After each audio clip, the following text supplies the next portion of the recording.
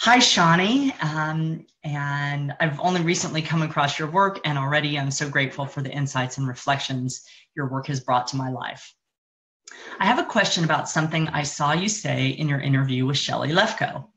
You explained that you shouldn't tell children that their actions make another child sad. And she didn't remember the exact words, but that was something like that. While I understand it isn't always possible to completely understand the impact your actions will have on another, for example, how it will make your little sister feel if you hit her in frustration. From what I've learned so far, I thought that it was important to help kids identify how their actions impact others in terms of building empathy and understanding. So if one of my children hits the other, I will say something like, "You're frustrated, Ruby broke your tower. At the same time, it's not okay to hit her. Hitting hurts and makes people sad. Please try to explain to her how you feel. And if that doesn't work, please come and get me for help." And this mom, Ashley, she said, now I'm questioning my follow-up. So Ashley, thank you for sending this question in. And I want to do some clarification because I want to clarify it for you and for anybody else who has this question, because to me, it's a common challenge that I experience and my clients experience. So I want to talk about that. So here's the gist of why I said something to that effect, as far as don't say to your child that you make another person sad, mad, glad, those type of things. And here's the reasoning for that, is that people are responsible for their own feelings. So I am responsible for how I feel. When somebody does something, I'm still responsible for how I feel. When I do something, my husband is responsible for how he feels in response to that. My daughter is responsible for how she feels in response to a choice I make. So the responsibility for our feelings is something that each of us owns within ourselves. So nobody can make you feel any way. They can't make you angry. They can't make you sad. They can't make you glad. It's not possible. They cannot do that. And you cannot do that to somebody else. So that's the bottom line for me, is that to say doing this thing makes somebody feel a certain way is simply not true. So that's the bottom line in terms of you don't want to say it because it's not true. So let me give an example that I hope will, for those of you that think, well, that seems weird. Of course, somebody does something and it makes me feel thus and such. Because again, it's common. That is one of the most common things you hear from parents to children. It's a common way that the group consensus is that no, that people do make other people feel sad, mad, glad, happy. So here's an example that I hope will make it clear. So let's imagine that there is somebody, let's pretend it's a middle school award ceremony, and there is a child on the stage holding the microphone. They're getting ready to speak because they're supposed to do that as part of the program. So they're there with the microphone, and let's say another child comes over and grabs the microphone out of their hand and they start talking into it. So you have this first one who's getting ready, hasn't said anything yet. Microphone gets grabbed out of their hand by another child, and the other child starts talking. So does that action of grabbing the microphone out of the first child's hand make that child feel a certain way? No. Here's why. So let's say that first child who is standing there with the microphone is a person who has a lot of stage fright. They are feeling uncomfortable about doing this presentation. They would really rather not. They don't like the sound of their voice in the microphone. All the eyes looking at them, they feel nervous about that kind of, that's sort of their sense of the whole scenario. They get the microphone wrenched out of their hand. They might feel relieved. Oh, okay, I'll just go sit over here then. Forget it, I'm not going to do my part. So they feel relieved because they had a lot of nervousness. They didn't really want to do it. So the microphone coming out of their hand is like, woohoo, yay, I'm out of here. So now let's imagine that scenario just a little bit differently. Let's imagine that first child who had the microphone and gets it grabbed out of their hand. Let's say that first child loves to be on stage. They're sort of like this innate performer. They love, singing, dancing, having people watch them do those things. So they're there getting ready to speak. Person grabs the microphone out of their hand. What might that child feel? Relief. No. Pissed off, maybe, right? Or like, give me the microphone back. I was going to have my big moment. So because they have a different whole set of ideas about this experience that they're getting ready to have as they're getting ready to speak into the microphone, they have that whole different set of ideas. So when the action happens to them, they're like, what's up? I don't want to have you take this from me. So they're mad or they're angry or they're frustrated, but they're most likely they are not relieved.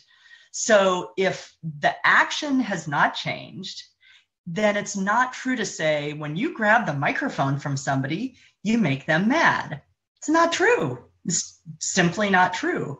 So that's an example of the meaning of the interpretation of that event is what created the feelings. So when something happens to us, and people like Byron Katie have spread the gospel about this, have taught a lot of people new ways of looking at this. Others of us learned this from other teachers at earlier points in our lives, thankfully. But it's this idea that it is not what happens that causes our feelings. Now, if somebody punches you in the arm, you are likely to have some physical pain. I mean, depends on how hard they punch you, all those things. But if you have something physical happen to you, yes, there is a physiologic sensation. There's something that you feel. I'm talking about the feelings in terms of what then all this stuff gets processed through our mind, and then we have a response or reaction emotionally. But that's because it's gone through our mind and it's been filtered by who we are, what our beliefs are, again, how we felt about that situation. If we didn't want to be there speaking, microphone goes away. Yay, woo. If we wanted to be speaking, microphone goes away, and have a different reaction. So it's not the event that causes the feelings. It's what the stories we make up and our whole, it's our mind, basically. In shorthand, it's our mind that it comes up with the feelings and the story that we tell. So that's the bottom line piece for Ashley and the rest of you, is that we are responsible for our own feelings. Now, I'm going to get to sort of something that Ashley mentioned in her email as well in a minute. Here's why I think it's important to help our children in particular, and certainly for us, and definitely for our children, to be teaching them a distinction here about people are responsible for their own feelings. Here's why I think that's important. Is this misunderstanding, this idea, this mistaken idea that other people can make us feel a certain way, or we can make other people feel a certain way. That's the misunderstanding. That can lead us in two directions. One, if we think that we make other people feel certain ways, it can, and I can attest from personal experience, it can make it easy for us to have an unhealthy sense of responsibility for others.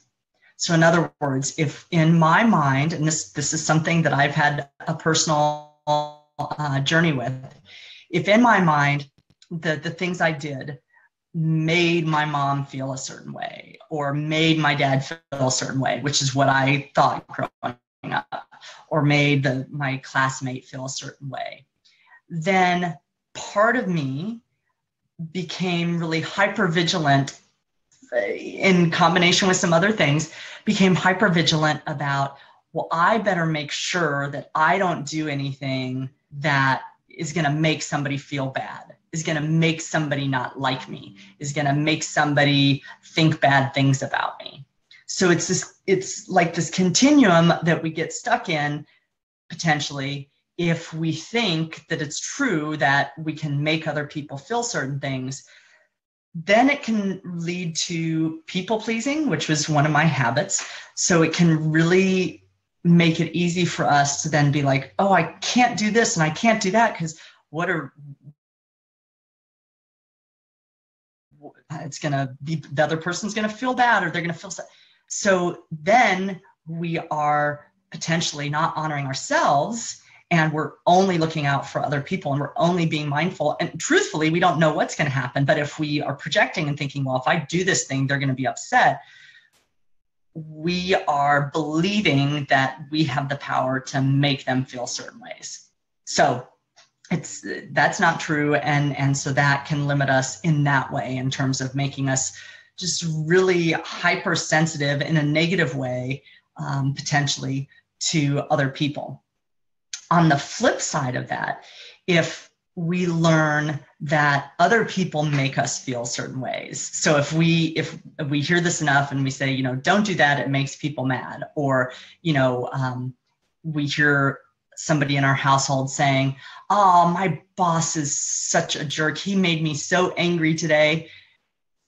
Then we're learning that, oh, wait, other people make us feel certain ways. So in that sense, when that's the sort of what we get connected to, we are then really priming our children for victimhood. And I know it's certainly not something I want for my daughter. That's her picture over there. So it's both and. So it's not like you're going to choose one route or the other based on your child's personality and their other characteristics of who they are. They might slant more towards the people-pleasing route than the victim route.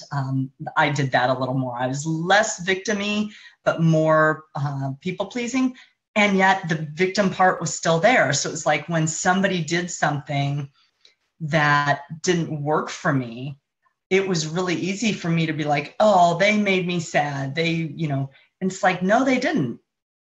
I felt sad. They didn't make me sad. It just wasn't true. But it can lead to a sense of victimhood, which is certainly not going to support your child in the long run. You want them to be empowered and know that they get to choose. They get to set their own destiny in terms of how they're going to respond and react to life versus, oh yeah, I'm this way because, my life has been bad and, I'm just a victim of the things that happened to me.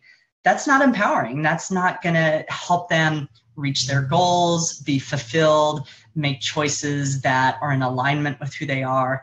So that to me is the big bottom line in terms of the why. Why do I not want to convey to my daughter that she's responsible for my feelings? Why did I say what I did in the video that Ashley is asking me the questions about? So Ashley and others, that's why. I think that when we set up this idea that we are not responsible for our own feelings and therefore others are not responsible for their own feelings, we are setting up this potential to be a victim of life, and also this hypersensitivity and really fear-based living because we're always trying to then keep other people happy. So that's the negative side. What I think that Ashley was alluding to and wanting to create with her children was this idea of empathy, and helping them see how the choices they make are part of the overall creation. So it's empathy, it's helping our children see that they are powerful and the choices they make do impact the world. So, and this is so relevant in things, everything from bullying. It's like if you don't want your child to think, oh, it doesn't matter what I do, right? You want them to be like, oh yeah, I have a role to play here. So that's the noble idea behind, I think what Ashley, what you're asking about is, how do I still support my children to be empathetic and to see that the choices that they make matter? And I am all on board with that. Absolutely. I really want my daughter to know that other people's feelings do matter, and other people are part of the equation that we want to think about when we're making decisions in the world about how we behave and what we choose to do. And that we are powerful, that the choices we make do have an impact. They do ripple out. They're not just, whatever I do is fine. I want that for my daughter. I want her to have that sense of personal responsibility. So I think if that's the ultimate goal that you have in terms of the way you want your children to understand life, I think don't do the idea of you make people feel this way when you make this choice, because I don't think that's going to help them. That's going to lead to the negatives that I talked about. There are some things you can do, and I'm going to share a few of them with the rest of the time that we have. Number one is reflect and own your truth. So this to me looks like a lot of the things I learned in my undergraduate degree and other people learn through places like nonviolent communication. It's saying that how I feel is over here. I feel this way. It's not something you did. I feel this way. When this happens, I feel scared. When you run out into the street, I feel scared because we live on a busy road and people aren't always expecting somebody to pop out from the side of the street. When I've made a meal and spent a lot of time with it, I feel frustrated when you're not willing to even try a bite. So again, it's not saying you did this or you made me feel this way. It's like, I feel this way. This is what's going on for me. So I think that's a wonderful practice that as parents we can model for our children is, I feel this when this thing happens. I feel so excited to see you every morning. You didn't make me feel excited. I feel excited. It's over here. It's mine. So that's one of the practices I would recommend is reflect to your children and own your truth. Here's what's going on in me. Just last night, I'm going to show off my tie-dye t-shirt here. I did that because we made these last night. And when we started the process, I've never done tie-dye before. When we started the process, I was noticing we were trying to spin them in spirals and blah, blah, blah. And I'm a recovering perfectionist too, so that's probably part of it. But I was having a hard time with it. And sometimes when I'm doing something new, I go back into that perfectionist place and I'm like, I'm just trying to get it right. And I want it to turn out right. And I want it to look good. And again, a nice wants that I have there. And if I'm not mindful, they can get really icky, sticky, pokey, bristly in me. And so I was noticing that. I was started to be like, I can't stop talking. And, because she was just asking me like, well, how much to spend it? And I'm like, I can't, too much information. And what I did, thankfully, was I paused for a minute and I took a couple deep breaths and I said to her sort of what I just said here. I said, I am feeling nervous and, I'm wanting to do this well and I don't really know what I'm doing. And so I feel uncomfortable. And what I would really like is to have us be quiet for a minute so I can concentrate and really focus without distraction. So it's like, she's not doing anything wrong. I'm having a hard time because of my own stuff. So reflect and own your truth. Demonstrate that, model that for our children, your children. The second thing is tell and share stories about emotions. So you can have a book that is explicitly about emotions, or you can simply take any old storybook that you would read with your child, or a book that your child's reading, or a show that your child's watching, and you can reflect on those character choices and results. So you can talk about, in the movie or in the book, what got depicted was when character A did what they did, character B was mad at them. And you could do sort of the example I did with the microphone, like, well, why might that person have been mad? Oh, well, they were mad because they really wanted this thing that character A took. Oh, okay. So maybe they didn't like that something got taken from them. Yeah, okay.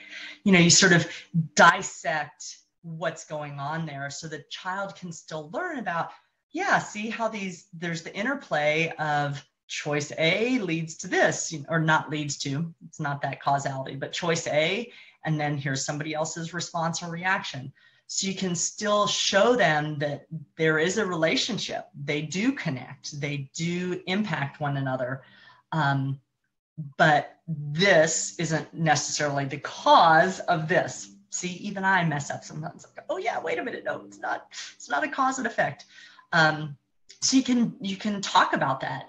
You can ask them about, well, why do you think so? And why do you think Daniel Tiger was feeling really sad?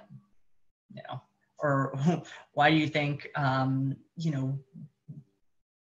President so-and-so said that? I'll leave the president part out, but whoever you want to talk about, so reflect on that so you can see, yeah, there is an interplay there. The third thing that you can do is discuss or play with different ways of doing things. So when your child says, give me a glass of water, you might play with it and them and say, I don't think so. That sounded like the bossy pants person. You don't have to say, that makes me feel this, or you just, oh, okay, now I'm going to do that. And you might even play with and say, I wonder how the very gentle, loving question asker might say that to me. Maybe they won't respond. Maybe they'll say, oh, mommy, please, can I have a glass of water? Or they might say, oh, please, with the cherry on top, can I have a glass of water? Or they might say, can you get me water? Who knows what they'll do. But you can sort of then play with it. And as long as there's not tension at that moment, you can talk about like, I heard you, and that sounded like a demand, and I don't respond very well when somebody demands something. That's part of what we do at our house. We don't do it all the time. There are times that one will say, that sounds like a demand, and I don't respond well to demands. I don't say we don't tell our daughter what she should do, because what do we know? We don't tell her always what we want. We just say, here's how that is for us. I don't respond well to demands. What's another way you can do that? So you can show different things, and even, again, with yourself, model for them, hey, you know what? I notice I've been talking to you in a way that sounds sort of bossy lately. Like I'm telling you a lot of what to do. So I'm going to play with doing it differently. I'm going to play with asking more or, something else. So you can just play with it and then reflect on it with each other. Like, how was that? Was that better for you when I did it that way? Was it better for you when I asked if you wanted help versus just came in and helped you? And so that, to me, that's more, it's still direct on the one hand, and at the same time, it's also subtle. It's less about, here's the way that we should interact with each other, that it's less of that, and it's more of, hey, do you notice when we interact this way, it seems to go like this?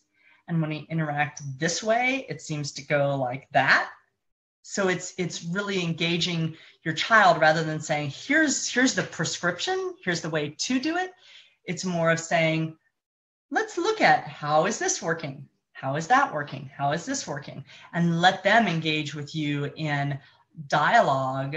Obviously, this is for a little bit older child, but let them engage with you in dialogue about, yeah, how is this working? Do we enjoy when we're interacting like this with each other? No? Okay, well, then what can we do differently?